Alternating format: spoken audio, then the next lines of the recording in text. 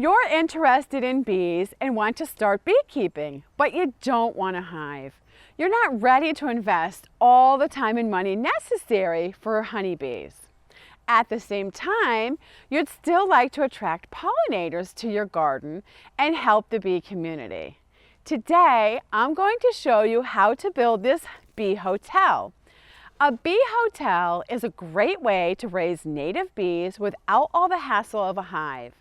I call it Bee's Bed and Breakfast. Let's go!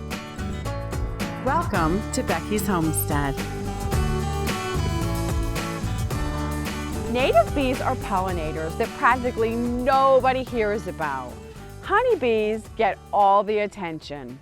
Surprisingly, there's over 4,000 kinds of native bees, and we want to help them and appreciate them. Some of these bees are small and more delicate than the big honeybee. That's why I don't use any garden pesticides, because it kills them easy. They're little.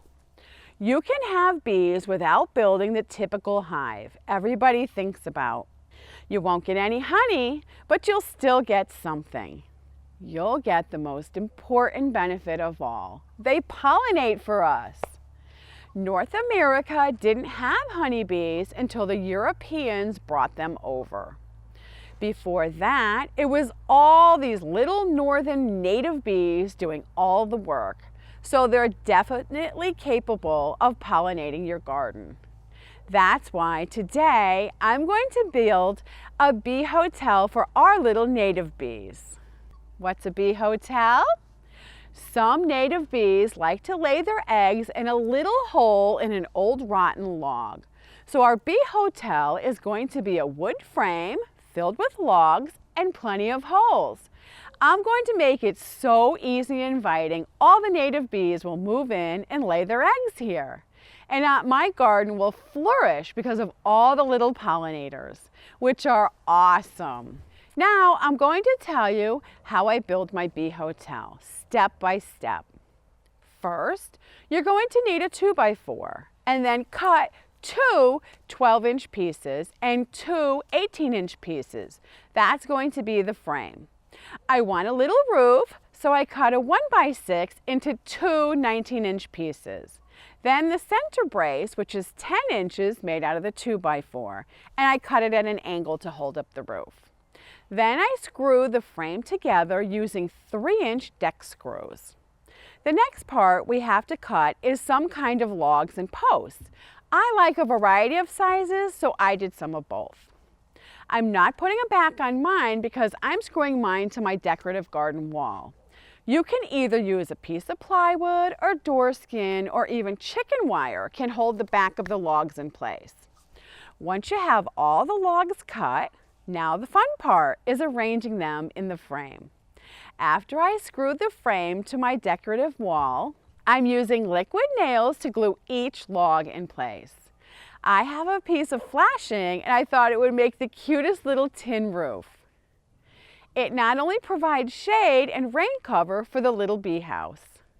Last but not least, we drill the little bee holes. They're bedrooms. I'm using a different size drill bits, a 3/32, a 5/16, and a 3/8. This bee house will attract the mason bees. There are other kinds of native bees, but they build their nest in the ground. Mason bees use clay or mud to make their nest. Now, how the nest works is the females visit flowers and they collect pollen. Then she forms a little ball of pollen and nectar and she puts that in the back of the hole. Then she lays an egg on the pollen ball. After that, she uses mud to block off that partition for the little mud ball. Then she keeps repeating that same process until the whole little wood tube is done, filled up with eggs. Then she caps it off. Mason bees are not aggressive, they're very gentle and also solitary. You'll love your new bee house. So please add a bee house to your garden. It's easy and fun to make in a weekend, and it helps the environment. Thanks for watching. Happy homesteading. Bye-bye. If you like my shirt, grow your own. The link is in the description. I love helping, encouraging, and inspiring people to quit the rat race and get their life back. If you would like to support me in making more videos to help as many people as possible, I have a Patreon page. The link is in the description below.